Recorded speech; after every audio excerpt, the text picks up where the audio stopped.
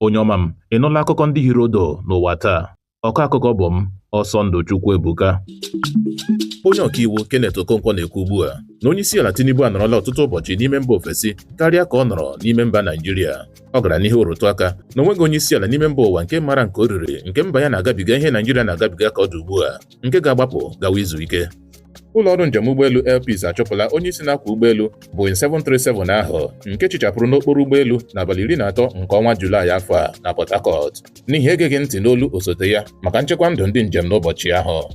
Otu na-achụso nta nkwado Peter Obi, The Obedient Movement, akpọkuola onye isi ala n'oge gara aga Goodluck Jonathan ka ọ rịtụrụ Peter Obi n'atụmatụ ịzọ ọkwa onye isi ala afọ 2027 ma nye ya nkwado ya. Nke a na-abịa dịka Goodluck Jonathan na Peter Obi nwechara nzukọ ime ụlọ ụnyaahụ. Ọgwụ na ụbụ akụkọ ndị ahụ hiri odo n'ụwa taa.